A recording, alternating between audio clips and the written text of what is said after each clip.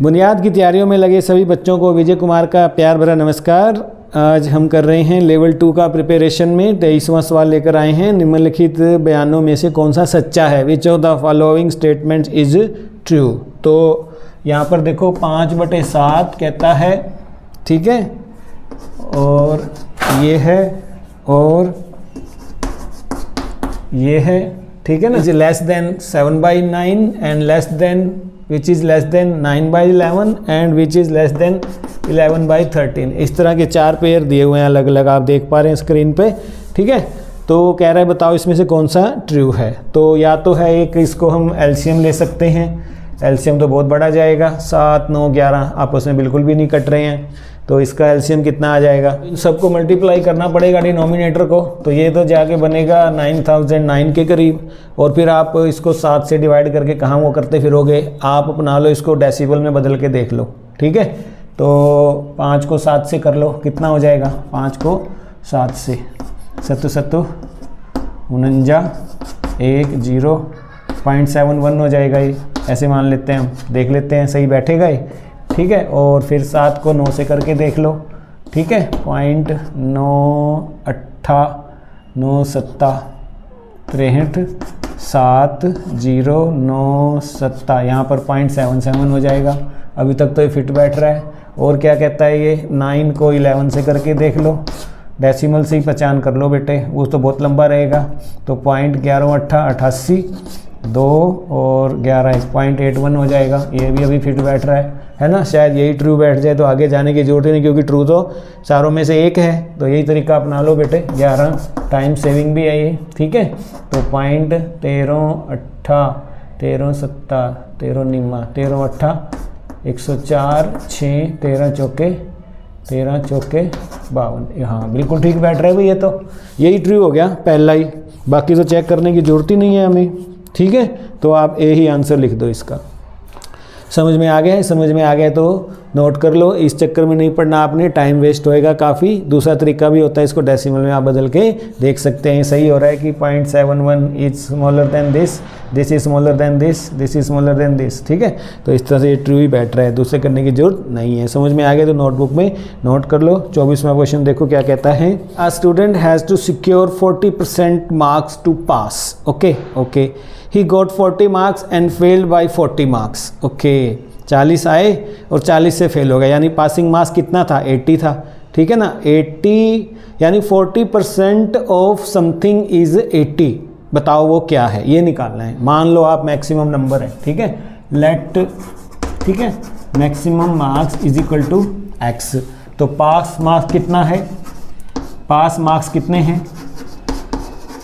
Pass marks हैं x का 40%, ठीक है ना। x इंटू 40%, यानी कि 2x/5 क्या है? पास मार्क्स हैं। यही हो गया। और वो किसके बराबर हो गए? 2x/5 इज इक्वल टू 40 उसको मिले और 40 से वो फेल हो गया, यानी कि 2x/5 इज इक्वल टू 80 हो गया है। तो बताओ मैक्सिमम मार्क्स कितने थे? अधिकतम संख्या। तो x आ जाएगा, अधिकतम संख्या बराबर है, क्या हो जाएगी? 80 इंटू 5/2, काट दो इसको, 40 पंजा 200, यानी मैक्सिमम मार्क्स कितने हैं?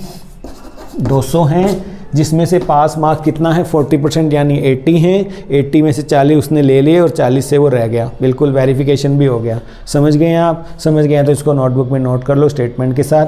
25वां क्वेश्चन देखो। एक संख्या में 2 अंक होते हैं जिनका जोड़ कितना है? 12 है, ठीक है, वेरी गुड।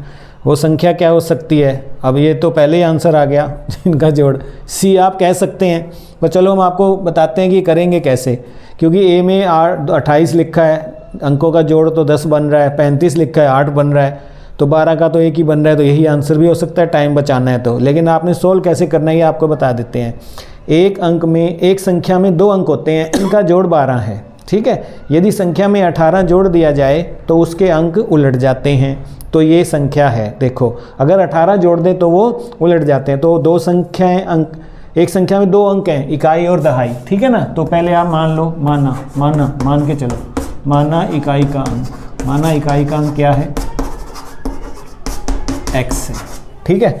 और क्या कहता है? Consist of 2 digit whose sum is 12, जिनका सम जो है 12 है, तो दहाई का क्या हो गया, दहाई का अंक क्या हो गया, 12 माइनस एक्स हो गया दहाई का अंक, है ना। अगर जोड़ दिया है तो घटा देंगे, घटा दिया होता तो हम जोड़ देते, ठीक है। तो दहाई का अंक क्या बन गया, तो संख्या क्या बन गई, वो संख्या क्या बन गई, संख्या बराबर है x प्लस 10 12 माइनस एक्स। अब क्या कहता है, अकॉर्डिंग टू क्वेश्चन लिख लो। अकॉर्डिंग टू क्वेश्चन कहता है वो कि if 18 is added to the number, अगर इसमें 18 जोड़ दिया जाए, यानी x प्लस 10 12 माइनस एक्स में हम क्या कर दें, 18 जोड़ दें, तो क्या हो जाता है वो, तो उनके अंक जो हैं उलट जाते हैं, बन जाती है 10x प्लस 12 माइनस एक्स बन जाती है, उलट दिया हमने, ठीक है।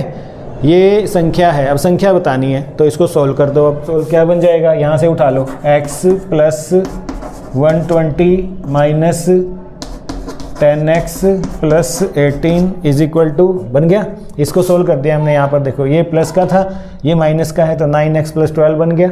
अब इसको हल करो, इसको कर लो पहले, क्या बन जाएगा, यहाँ पे देखो x प्लस का है, ये माइनस का 10x है, तो क्या बन जाएगा, माइनस का 9x है ना, और plus 138 is equal to 9x plus 12 बन गया।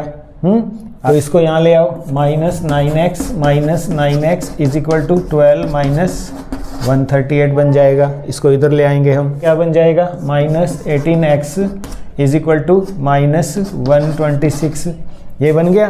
तो x इज इक्वल टू क्या हो जाएगा, माइनस 126 बाई माइनस ये, तो क्या बन जाएगा 18 7 126। तो x की वैल्यू क्या आ गई, 7, x की वैल्यू क्या आ गई, यानी इकाई का अंक तो है उसके अंदर 7, ठीक है।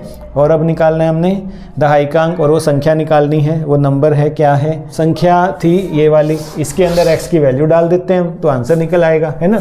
तो डाल के देखो 7 प्लस 10, x था ना, x में हमने वैल्यू डाल दी है, और 12 माइनस 7, ये कर लो, कितना बन जाएगा, 7 प्लस 10 इंटू क्या बन जाएगा 5, ठीक है ना। तो क्या बन जाएगा 7 प्लस 50, है ना, तो कितना हो जाएगा 57 वो संख्या हो जाएगी। देखो आप, जिसमें इकाई का अंक 7 है और दहाई का अंक क्या है 5 है, और क्या कंडीशन थी हमारी, इसमें यदि 18 जोड़ दें, यानी 57 में अगर 18 जोड़ दें तो संख्या पलट जाती है, बिल्कुल पलट रही है। देखो आप, ये वेरिफिकेशन हो गया हमारा।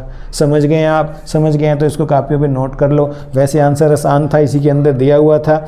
जब उसने एक शर्त ऐसी थी जिसका जोड़ 12 है तो 57 आ ही रहा था, ठीक है प्यारे बच्चों। तो ये था, नेक्स्ट वीडियो के लिए क्लिक करें। ऑल द बेस्ट, यहाँ पर आ जाइए, कहीं मत जाइए, लेवल 2 की तैयारी कर रहे हैं फुल ऑन। बाय।